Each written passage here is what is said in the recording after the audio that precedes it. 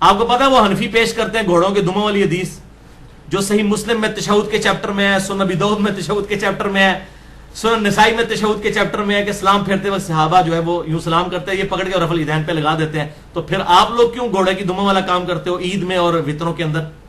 ہم تو قائل ہیں عید میں بھی وطر میں بھی, اور پہلا کیوں کرتے ہو پھر؟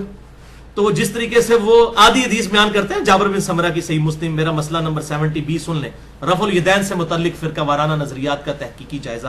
یہ آدھی حدیث یہ لوگ بھی بیان کرتے ہیں, یہی غلام مصطفیٰ ظہیر صاحب جنہوں نے خصائص علی پہ حکم لگائے ہیں, میں ان کی بڑی عزت کرتا ہوں, لیکن انہوں نے بھی ایک علمی میں سمجھتا ہوں خیانت کی ہے, وہ میں پوائنٹ آؤٹ کر دیتا ہوں. خیانت کا لفظ میں بول رہا ہوں, آپ کو بھی اندازہ ہو جائے گا کیوں بولا میں نے. انہوں نے السنہ رسالے میں صحیح مسلم کا حوالہ لکھا ایک حدیث کا جو بخاری میں بھی موجود ہے, بخاری میں تو وہ الفاظ نہیں ہیں, لیکن انہوں نے حوالہ لکھا صحیح مسلم انٹرنیشنل نمبر کے مطابق 6488. جب مسلم کا آپ 6488 حوالہ لکھیں اور آپ آدھی حدیث لکھیں گھوڑوں کے دموں کی طرح حنفیوں والا آپ کام کریں تو ہم تو کہیں گے نا علمی خیانت ہے. آدھی حدیث لکھی کہ آپ صلی اللہ علیہ وسلم نے فرمایا میرے صحابہ کو برا مت کہو, اگر تم احد پہاڑ کے برابر سونا خیرات کر دو تو تم میرے صحابی نے جو ایک مد گندم 600 گرام آج کا آدھا کلو بنتا ہے اس کے آدھے کو بھی نہیں پہنچ سکتے. صحیح بخاری میں یہی الفاظ ہے, لیکن انہوں نے حوالہ دیا مسلم کا, بخاری مسلم کے دونوں میں ہے. انہوں نے چونکہ مسلم کا حوالہ دیا پھر حدیث آدھی لکھنا علمی خیانت ہے. صحیح مسلم 6488. پوری حدیث کیا ہے؟ پوری حدیث میں تو اپنا پھر مسئلہ کھڑا ہو جانا تھا نا. پوری حدیث یہ ہے کہ سیدنا خالد ابن ولید رضی اللہ تعالیٰ عنہ کا جھگڑا ہو گیا حضرت عبد الرحمن بن عوف سے, تو حضرت خالد نے جذبات میں آ کے عبد الرحمن بن عوف کو گالیاں دے دی. تو رسول اللہ صلی اللہ علیہ وسلم غصے میں آئے, آپ نے حضرت خالد ابن ولید کو ڈانٹ کر کہا کہ خالد تم اب بعد میں مسلمان ہونے والے یعنی جو لوگ ہو, کیونکہ خالد ابن ولید اس وقت مسلمان ہوئے جب اسلام کا گولڈن پیریڈ شروع ہو چکا تھا, اور عبد الرحمن بن عوف تو پہلے دن کا سپاہی تھا, اس نے تو حضور کے ساتھ مارے کھائی ہوئی تھی, مکی دور اور اتنا مشکل ٹف دور دیکھا ہوا تھا. تو رسول اللہ صلی اللہ علیہ وسلم کو اس احساس سامنے ہوا, خالد تو میرے صحابہ کو, حالانکہ خالد صحابی نہیں تھا.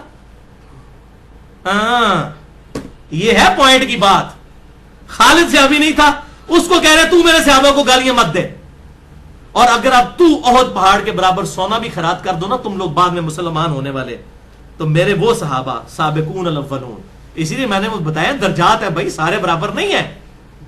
پورا اسی بھی تو میں نے لیکچر دیا, میں کہتا ہوں میری زندگی کا یہ top of the list lecture ہے, مسئلہ نمبر 96 عظمت صحابہ رد المنافقین اور سنی شیعہ اختلاف کا تحقیقی جائزہ.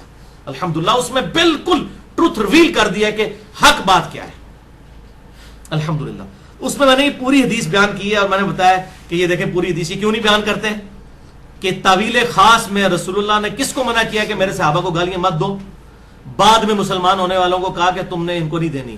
عبد الرحمن بن خالد بن ولید تھے, وہ تو پھر بھی صلح حدیبیہ کے بعد مسلمان ہوئے, اور حضرت معاویہ کا مسلمان ہوئے فتح مکہ پہ. ان کو اجازت ہوگی کہ وہ گالیاں دیں اور دلوائیں حضرت علی پہ. عبد الرحمن بن عوف کے مقابلے حضرت علی کا مرتبہ دیکھیں کس لیول پہ. تو اس لیے چھپاتے تھے اندر کی بات ہو, میرے صحابہ کو گالی مت دو, میرے صحابہ کو گالی مت دو, اور بھائی پوری گل دسو مت رو. اور اس سے بھی بڑھ کر صحیح بخاری میں حدیث ہے مردوں کو گالی مت دو, وہ اپنے انجام کو پہنچ چکے. مرے ہوئے بندے کو گالی دینا یہ اس سے بڑا جرم ہے, اور حضرت علی کی وفات کے بعد ممبروں پر لعنت ہوتی رہی ہے. بولے اعوذ باللہ تعالی. بخاری اور مسلم کی وہ حدیث یاد کر لیجئے, اگر میری بیٹی فاطمہ بھی چوری کرے گی اس کے بھی ہاتھ کٹوا دوں گا. تم سے اگلے لوگ اسی لیے ہلاک ہوئے کہ اشرافیہ کے لیے اور قوانین اور غریب لوگوں کے لیے اور ہوتے تھے. یہ نہیں ہے کہ کوئی صحابی جو ہے اس کو اجازت ہے کہ وہ دوسرے صحابی پر لعنت کرے, اور بعد والے جو ہیں وہ اگر کریں گے تو ہم ان کو رافضی کہیں گے. بھائی قانون ایک ہوگا اسلام میں. اگر فاطمہ کی بات ہو رہی ہے باقی پھر کس کھاتے میں آ جاتے ہیں. تو یہ معاملہ بالکل الحمدللہ اس حوالے سے کلیئر ہے. یہاں پر میں انشاءاللہ تعالی وہ مسئلہ نمبر 102 کا ویڈیو کلپ بھی ڈال دوں گا, ہو از ٹرو شیعہ آف علی. میں اہل تشیع کو بھی کہوں گا کہ وہ بھی رافضی نہ بنے, وہ بھی صحیح منہج کے اوپر آئیں اور شیعہ علی کا شیعہ بنے, معاویہ کا شیعہ مت بنے. یہ حضرت میر معاویہ کے دور میں ہوتا تھا, ان کے سامنے ہوتا تھا, سنن نسائی الکبریٰ سے میں نے چیز ثابت کر دی. اسی لیے میں کہتا ہوں رافضی جو ہے یہ شیعہ ہے معاویہ کے, ہم اہل سنت علی کے شیعہ ہیں الحمدللہ. ہو از ٹرو شیعہ آف علی مسئلہ نمبر 102 کا کلپ یہاں پر میں انشاءاللہ ایڈ بھی کر دوں گا, اور یہاں پر میں ایک آخری اعلان بھی کر دوں. یہ اکثر لوگ کہتے ہیں یہ معاملے ڈسکس کرتا ہے, اور بھائی میرے 200 سے زیادہ لیکچر ریکارڈ ہیں, ان میں سے صرف 11 لیکچر جو ہے نا حسینیت اور یزیدیت پہ ہیں. یہ تو ابھی آپ کی وجہ سے مجبوراً مجھے یہ 3-4 دینے پڑ رہے ہیں. 200 میں سے 11 کتنے پرسنٹ بنتے ہیں؟ 5%. 5% میرے لیکچر اس موضوع پہ ہیں, 95% اور موضوعات پہ ہیں. لیکن جس کی دم پہ جہاں پاؤں پڑتا ہے نا, اس کو تو یہی لگتا ہے نا, اب بریلویوں کو تو یہی لگتا ہے کہ گستاخانہ باتوں میں اس نے ہمارے بزرگوں کو رگڑ دیا, دیوبندیوں کو بھی یہ لگتا ہے, ان کے لیے تو یہی لگتا ہے کہ علی باتیں ہی ہمارے بزرگوں کے خلاف کرتا رہتا ہے, کیونکہ ان کے خلاف وہ ایک لیکچر بھی ان کے لیے 1000 کے لیے برابر ہے, 1000 کے برابر ہے. تو بھائی یہ میرے صرف 11 لیکچر ہے. mirza_95@yahoo.com پہ مجھے ای میل کریں, میں 11 لیکچرز کا مجھ سے لے لیں لنک, اور آپ ایمانداری سے سنیں. اور میرے یہ جو 4 ریسرچ پیپرز ہیں 5A, B, C اور D, یہ بھی ahlsunnatpak.com پر ریسرچ پیپرز والے پورشن میں موجود ہیں, آپ وہاں سے ڈاؤن لوڈ کر سکتے ہیں. صرف 5% لیکچر ہے. وہ کہتے ہیں یہ ہر ٹائم ڈسکس کرتا رہتا ہے, ہر ٹائم کدھر ہے؟ 200 لیکچرز میں سے 5% ہو, آپ تو دوبارہ ہونے بھی نہیں ریکارڈ. یہ تو وہ اس کی پرسنٹیج بڑھتی بڑھتی اس کی 1% رہ جائے گی جب وہ 300-400 ہو جائیں گے. بہرحال یہاں پر میں ایک حدیث ضرور بیان کروں گا کہ ہمارے محبوب امام کائنات سید الاولین والآخرین شفیع المذنبین رحمت للعالمین سیدنا و مولانا امام اعظم محمد رسول اللہ صلی اللہ علیہ وآلہ وسلم نے اپنی وفات سے تقریباً 2.5 سے 3 مہینے پہلے ایک خطبہ دیا جو اہل سنت اور اہل تشیع کے ہاں کامن پایا جاتا ہے. اس حدیث کو غدیر خم کی حدیث کہتے ہیں. اہل سنت کے ہاں 4 حدیث ہیں اوپر تلے صحیح مسلم میں.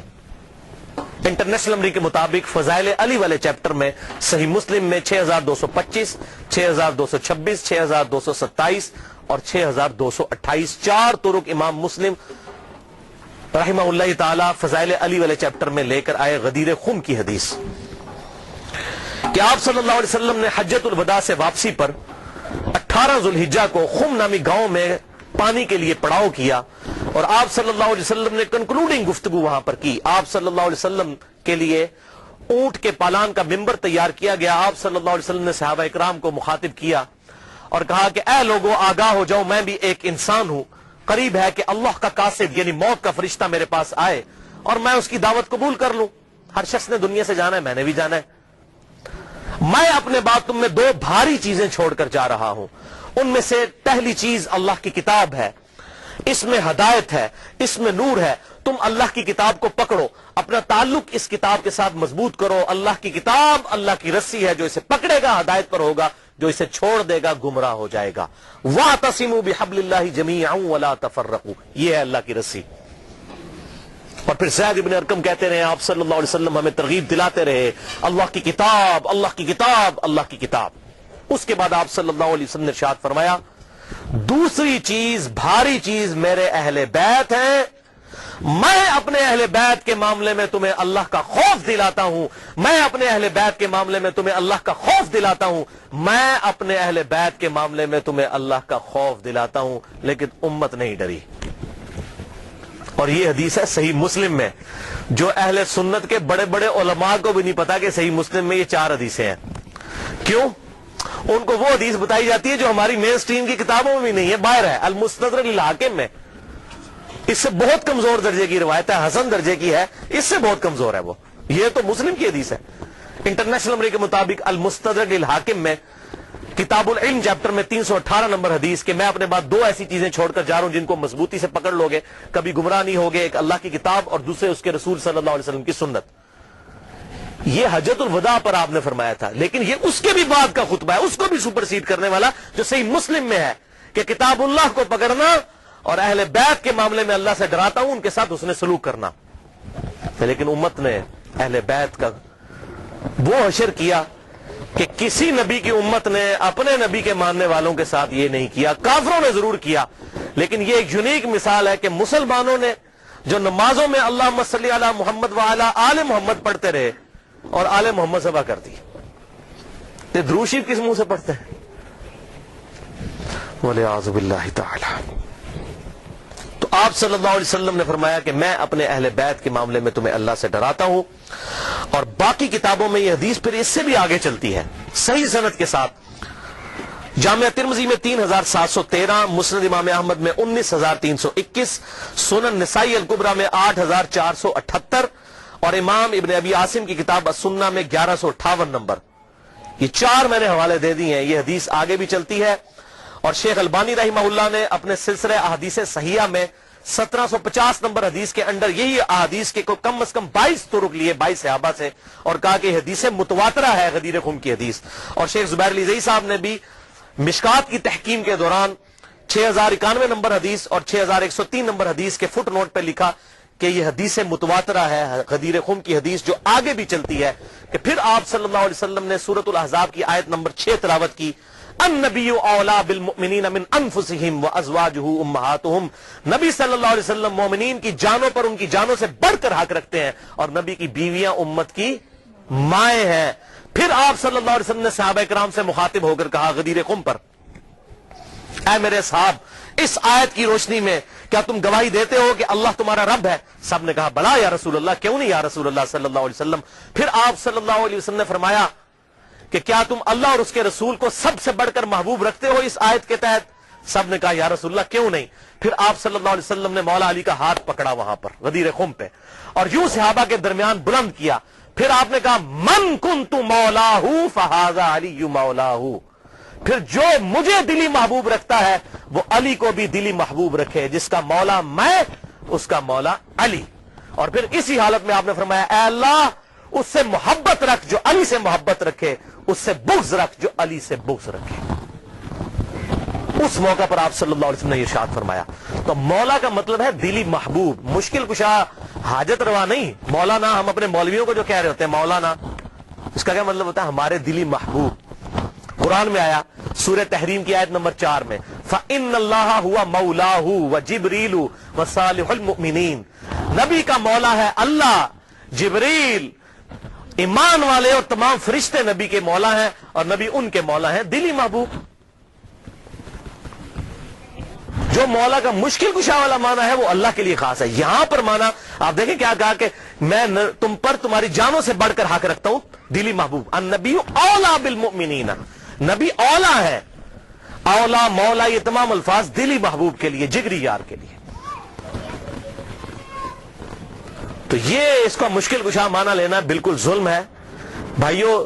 قرآن پاک میں واضح طور پر آیا ایاک نعبد و ایاک نستعین، اے اللہ ہم صرف تیری ہی عبادت کرتے ہیں، غائب میں مدد کے لیے صرف تجھی کو پکارتے ہیں. یہ تو جھگڑا ہی نہیں ہے کہ سیدنا علی رضی اللہ تعالیٰ عنہ کو اختیار ہے یا نہیں. مولا علی کو اختیار ہو، شیخ عبد القادر جیلانی کو اگر اختیار ہو تب بھی ان کو غائب میں دعا کے لیے نہیں پکار سکتے. مولا علی اپنی نمازوں میں اللہ کو پکارتے تھے. مولا علی کا ماننے والا وہی ہوگا جو مولا علی کی سنت پر عمل کرتے ہوئے اللہ کو پکارے گا، یا حی یا قیوم برحمتک استغیث، حسبنا اللہ ونعم الوکیل، لا الہ الا انت سبحانک انی کنت من الظالمین. بارش کون برساتا ہے؟ اللہ. ڈیوٹی کس کی ہے؟ فرشتوں کی. تو بارش فرشتوں سے مانگیں گے یا اللہ سے؟ اللہ سے. تو سیدنا علی کو اگر اختیار ہو بھی تب بھی ان کو پکاریں گے نہیں. ہاں ظاہری اسباب وہ معاملہ بالکل ڈیفرنٹ ہے. میں آپ کو کہتا ہوں مجھے پانی پلا دے، بالکل ٹھیک ہے، لیکن آپ وہاں بغداد میں دفن ہے، بغداد میں بھی قبر میں، اور کہتے ہیں میں آپ کو کہتا ہوں مجھے پانی پلا دیں، وہی بات وہی جملہ صرف کوآرڈینیٹس فریم آف ریفرنس بدلنے کی وجہ سے غائب میں پکارنا ہو جائے گا. اور غائب میں پکارنا عبادت ہے، اور عبادت جو ہے وہ اللہ کے ساتھ خاص ہے. اسی لیے قرآن میں کہا گیا ایاک نعبد، اے اللہ عبادت بھی تیری کرتے ہیں، و ایاک نستعین، اور غائب میں مدد یعنی دعا کے لیے اپروپریٹ ٹرانسلیشن ہے ایاک نستعین کی، دعا تجھ سے کرتے ہیں. دعا ہوگی اللہ سے. بہرحال اسی حدیث غدیر خم کی حدیث کی سپورٹ میں صحیح مسلم میں کہتا ہوں بڑی اسٹانشنگ حدیث ہے، جو مولا علی نے صفین کے مقام پر جب تحکیم کا ایشو اٹھنے والا تھا اس وقت اصحاب کو جمع کر کے کہا.